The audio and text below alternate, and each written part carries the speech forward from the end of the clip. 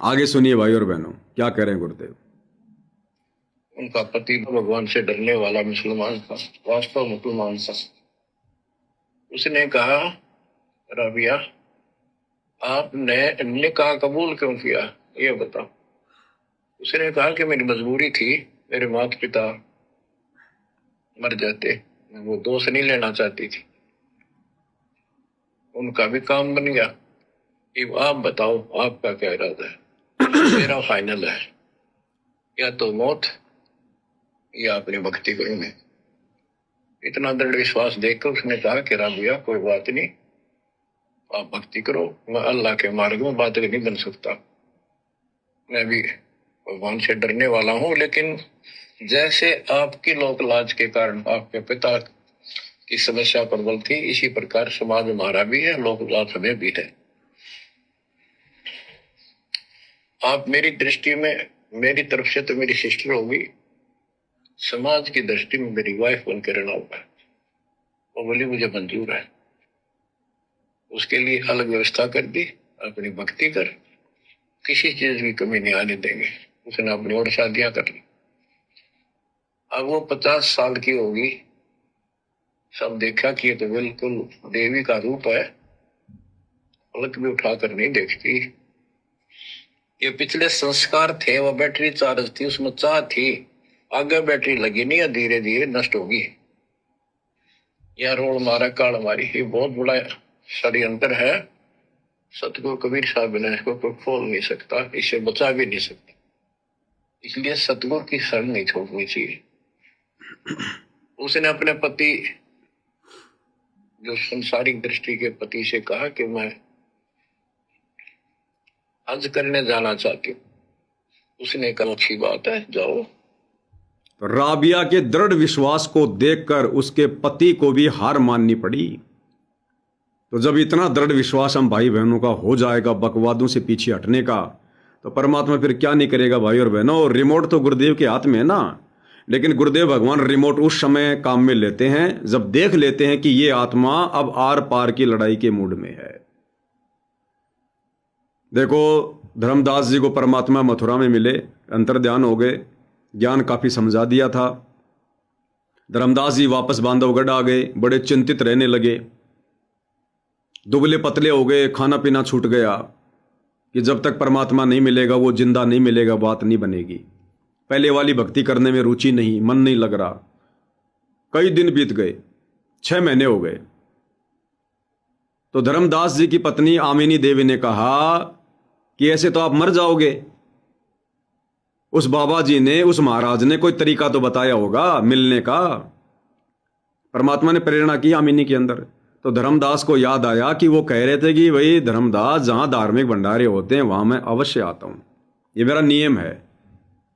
तो आमिनी ने कहा, जी धार्मिक भंडारा कर दो। तो धर्मदास ने 3 दिन का भंडारा रख दिया कि क्या पता एक दिन में पता चले ना चले। 3 दिन का भंडारा कर दिया। एक दिन बीत गया, परमात्मा नहीं आए, धर्मदास चिंतित। दूसरा दिन बीत गया, परमात्मा नहीं आए, बहुत चिंतित। तीसरा दिन भी भाई और बहनों आधे से ज्यादा निकल चुका था और अब धर्मदास जी का धैर्य जवाब दे रहा था। और धर्मदास ने यह ठान ली थी कि आज लास्ट दिन है, तीसरा। यदि आज मुझे परमात्मा नहीं मिले तो आज मैं अपने जीवन का अंत कर दूंगा। दृढ़ विश्वास कर लिया, दृढ़ निश्चय कि आज अगर परमात्मा नहीं दिखे, अपने जीवन का अंत कर लूंगा। फाइनल फैसला कर लिया। तो मालिक तो अंतर्यामी थे। परमात्मा उसी समय कदम के पेड़ के नीचे पीठ फेर कर बैठ गए। धर्मदास को दिखाई दिए, दौड़ के गया तुरंत। देखा तो वही परमात्मा, वही जिंदे का रूप शरीरम, बैठे कदम वृक्ष के तीरम। परमात्मा के चरणों में लेट गया, रोने लग गया, चरण पकड़ लिए, छोड़े नहीं। क्यों दिए परमात्मा ने दर्शन भाई और बहनों? क्योंकि धर्मदास ने दृढ़ निश्चय कर लिया था, दृढ़ निश्चय। और परमात्मा ने देख लिया कि आज ही अपना काम बिगाड़ेगा या आत्महत्या करेगा आज।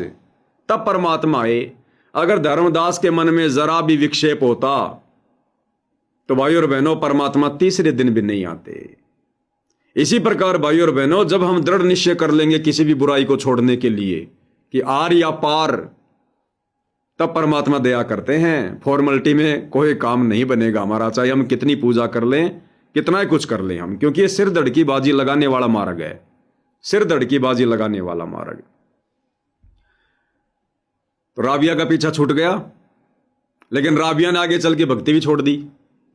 राबिया ने आगे चलकर वो भक्ति छोड़ दी जो भक्ति उसको परमात्मा ने दी थी, प्रथम मंत्र वाली, क्योंकि परमात्मा ज्यादातर उसके पास में आए नहीं।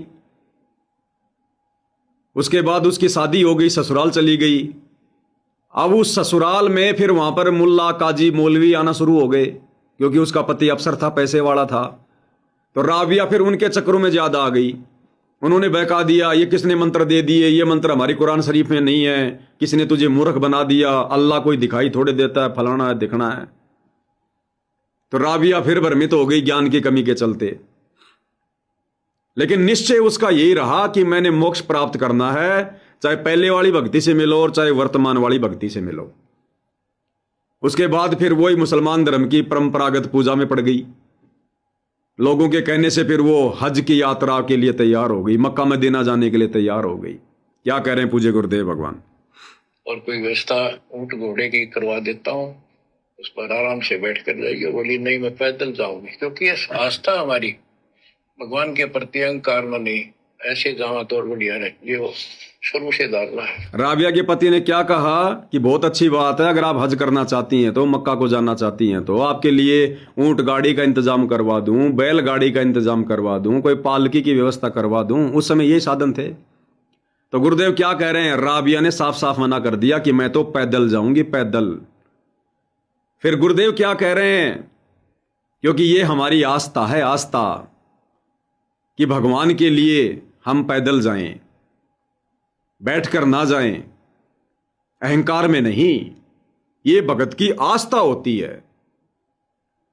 इसी प्रकार भाइयों और बहनों, वर्तमान में हम भाई बहन जो खड़े होकर आरती कर रहे हैं, गुरुदेव भगवान की आरती उतार रहे हैं।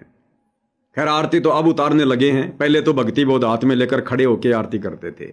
तो काफी भाई बहनों ने ऑब्जेक्शन करना शुरू कर दिया था कि देखो ये काल प्रेरणा है, काल प्रेरणा है, खड़े होकर आरती कर रहे हैं, गुरुजी कहते हैं बैठ के करो।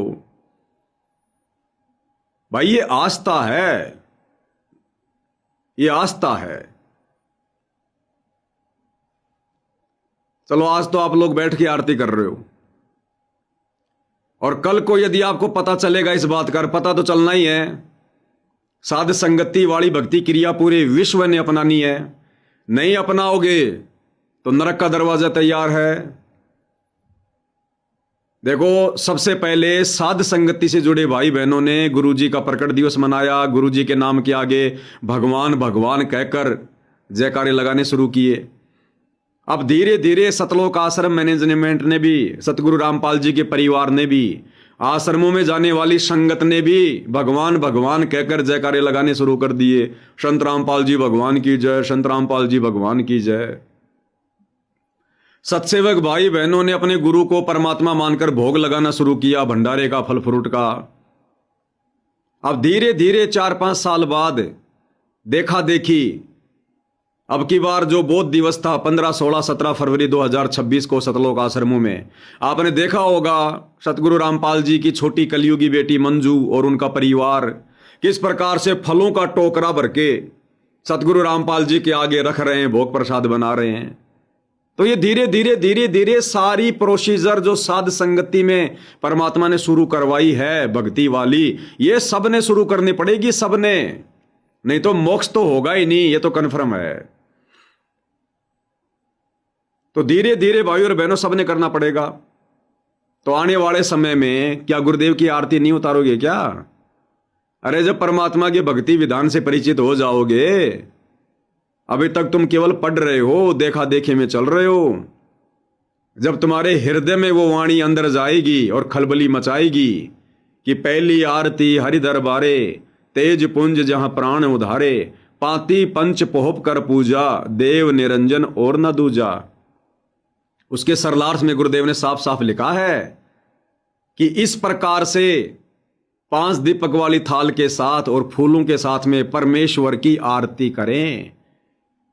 तो जब आरती उतारना शुरू करोगे तो क्या बैठे बैठे उतारोगे? क्या बैठे बैठे उतारोगे आरती? खड़ा होना पड़ेगा ना। तो सारी विधि अपनानी पड़ेगी भाई, जो साध संगति में है।